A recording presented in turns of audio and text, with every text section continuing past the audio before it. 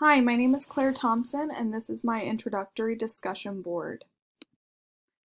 A little bit of personal background about me. I am 23 years old. I'm from Hockessin, Delaware. I have a yellow lab. His name is Tucker. Here he is down here in the pool.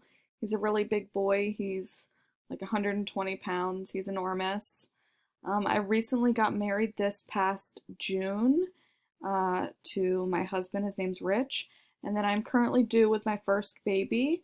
It's a baby girl, and she will be here in early February. Some professional background about me. I graduated with my bachelor's in elementary education from Wilmington University. My senior year at Wilmington University, I participated in the year-long residency program, which was really amazing. I thoroughly enjoyed it and highly recommend it. I'm currently working on my master's in education in applied technology. This is actually my very last class before I graduate, so that's super exciting. And I'm currently a second year, second grade teacher at Ritchie Elementary School in the Red Clay School District. And I absolutely love Ritchie and my second graders. It's like the perfect age for me. And then what I believe to be my own instructional designer characteristic is I love to make my lessons as student-centered as possible. Now, with second graders, this can be a little tricky because a lot of them are still very reliant off of teacher instruction, which I can totally understand, and a lot of the times they still do need. But when I do see opportunities for independence, I love to make my lessons as student-centered as possible. So some ways I incorporate that in my second grade classroom is through choice boards. So oftentimes during independent work time, I will put on the smart board ketchup, mustard, and pickles. So their ketchup is work that they might need to finish from a previous lesson or a previous day. Mustard is the must do, so that is pertaining to our lesson that day that they must do and hand in that day.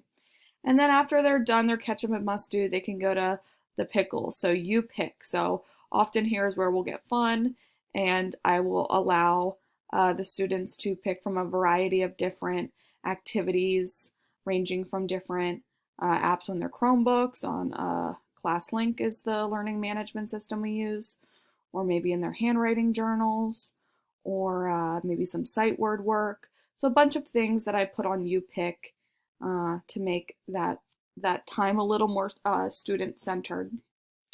Another way I make lessons student-centered is by providing my students with a variety of technology centers. My kiddos are so good with their Chromebooks, even being just 7, 8 years old. And so oftentimes I will give them choices as to whether they want to get on our math program Dreambox, or maybe our reading program Reading Eggs, Keyboarding Without Tears. There's a ton of really great technology centers that I allow my kids to choose from. And then the other way that I make my classroom student-centered is through the flipped classroom. And I find this is tricky sometimes in our core subjects like reading and math, where that teacher-led instruction is so essential to their learning. But I love to do this flipped classroom with science and social studies, and a great app for that on ClassLink is BrainPop Junior. There's also regular BrainPop for the older kiddos.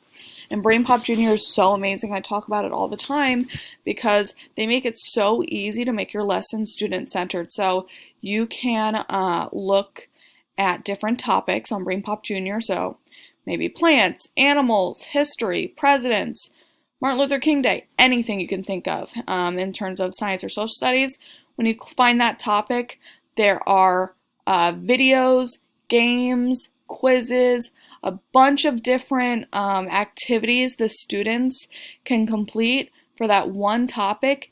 You choose the activities you want your students to complete, you assign it to them, and then they do it independently, or maybe they can even do it with a partner at their seats, at their own pace, and it's really amazing. The kids certainly really do love it.